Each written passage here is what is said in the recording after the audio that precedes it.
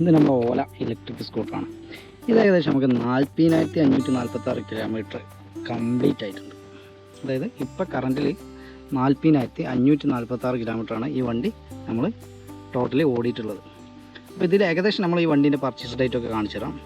ഏകദേശം അല്ല, correct about പോയി കഴിഞ്ഞാൽ പർച്ചേസ് 17 മാർച്ച് 2022 ഇത് പർച്ചേസ് ചെയ്തത്. ഏകദേശം ഇപ്പോൾ അതായത് മാർച്ച് 23 മാർച്ച് 24 ആകുമ്പോൾ അപ്പോൾ 40,546 കിലോമീറ്റർ നമുക്ക് ടോട്ടലായിട്ട് ഇത് ഇപ്പോൾ നമ്മൾ ഓടിയിട്ടുണ്ട്. അപ്പോൾ നമുക്ക് ഇതിൽ എന്തെല്ലാം നമുക്കാണ് മെയിൻ്റനൻസ് വന്നിട്ടുണ്ട്, എന്തെല്ലാമാണ് നമുക്ക് ഇതിൽ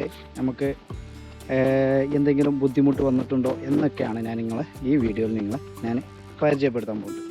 ആദ്യം തന്നെ ഫസ്റ്റ് തന്നെ നമുക്ക് ഫ്രണ്ടിൽ നിന്ന് തുടങ്ങാം. ഈ സാധനം ഇപ്പോഴും 40,000 കിലോമീറ്റർ ഓടിയപ്പോൾ നമ്മളിത് എന്ത് ചെയ്തിട്ടില്ല, അപ്ഗ്രേഡ് ചെയ്തിട്ടില്ല. അപ്ഗ്രേഡ് ചെയ്യാത്ത കാരണം എന്താ, നിങ്ങൾക്ക് ചിലപ്പോൾ ഈ ഓല ഉപയോഗിക്കുന്നവർക്കൊക്കെ അറിയാം.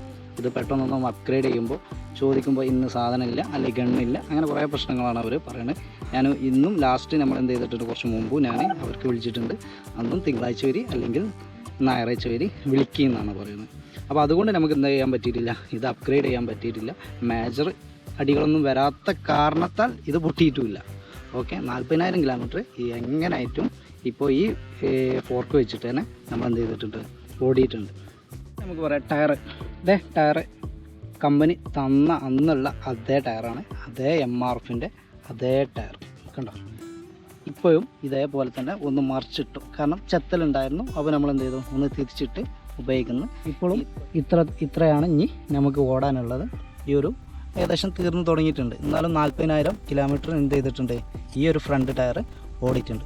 ബാക്കിലെ ടയറിലേക്ക് വരികയാണെന്നുണ്ടെങ്കിൽ നമ്മൾ മൂന്നാമത്തെ ടയറാണ്, അതായത് കമ്പനി ടയർ ഒഴിവാക്കി പിന്നെ ഒരു ടയർ മൂന്നാമത്തെ ടയറാണ്. അപ്പോൾ നമുക്ക് ഇത് നമ്മൾ സിയാറ്റാണ് ഇട്ടിട്ടുള്ളത്. കാരണം സിയാറ്റും MRFും റൈറ്റിലല്ല മാറ്റുണ്ട്. അതുകൊണ്ടാണ് ബാക്കിലെ ടയർ നമ്മൾ എന്ത് ചെയ്ത് സിയാറ്റ് മാറ്റി ഇട്ടത്.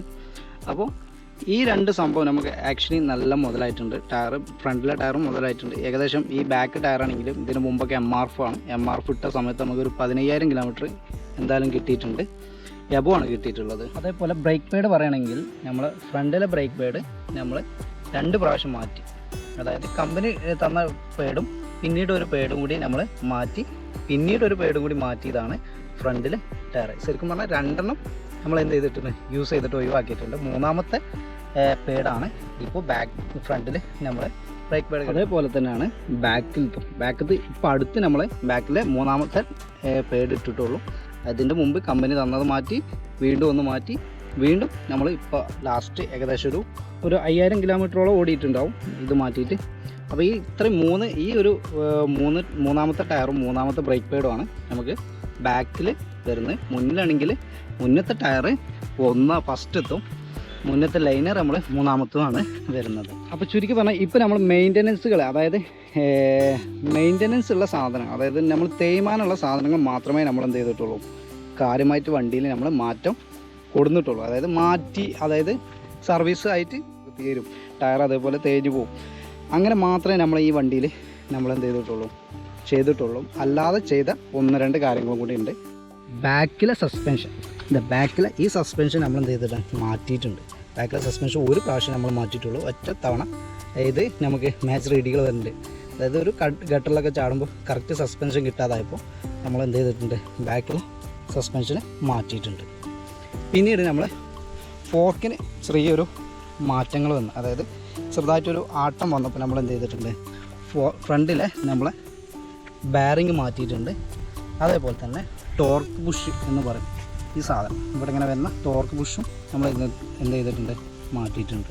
ഇത്രയൊക്കെ സംഭവങ്ങളാണ് നമ്മളെ ഈ വണ്ടിയിൽ നമ്മൾ ചെയ്തിട്ടുള്ളത്. ചെയ്യാന്ന് പറഞ്ഞാൽ മെയിൻ്റനൻസ് ആയിട്ട് നമുക്ക് കംപ്ലൈൻറ്റ് കാര്യങ്ങളൊക്കെ തീർത്ത് പോയിട്ടുള്ളത്. പിന്നെ പറഞ്ഞാൽ ഓൾമോസ്റ്റ് ഞാൻ ഹാപ്പിയാണ്, എല്ലാം കൊണ്ട് ഞാനിത് ഹാപ്പിയാണ്.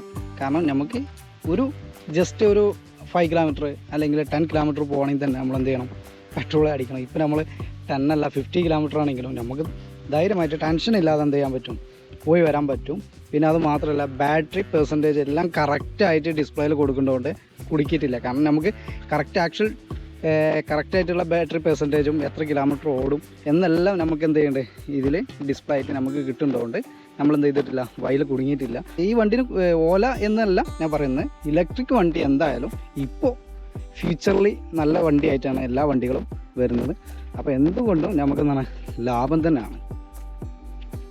അപ്പോൾ ഇതാണ് എനിക്ക് പറയാനുള്ളത്. എൻ്റെ വണ്ടി ഞാൻ ഉപയോഗിച്ചിട്ട് എനിക്ക് വയലച്ച് ബ്രേക്ക് ഡൗണോ അല്ലെങ്കിൽ അങ്ങനത്തെ എന്തെങ്കിലോ ഇതുവരെ ആയിട്ട് വന്നിട്ടില്ല. ഒന്നായിട്ട് സോഫ്റ്റ്വെയർ ബഗ് കൊണ്ട് നമുക്ക് എന്ത് ചെയ്യാൻ പറ്റി, ഒരു കുറച്ച് ടൈം, അതായത് 10-15 മിനിറ്റ് നമുക്ക് എന്ത് ചെയ്യാൻ പറ്റി, ഡിസ്പ്ലേ ഓണാവായി അങ്ങനെയൊക്കെ വന്നിട്ടുണ്ട്. പക്ഷേ അതൊക്കെ ആ ഒരു സമയമായപ്പോൾ തന്നെ അത് റെഡി ആയിട്ടുണ്ട്. എന്നാലും ഞാൻ വളരെ ഹാപ്പിയാണ്, ഇതുവരെ ഹാപ്പിയാണ്. ഇനി ഇങ്ങോട്ട് ഹാപ്പിയായി പോകട്ടെ എന്ന് വിചാരിച്ച് ഞാൻ എൻ്റെ ടോപ്പിക്ക് നിങ്ങളെ അവസാനിപ്പിക്കും.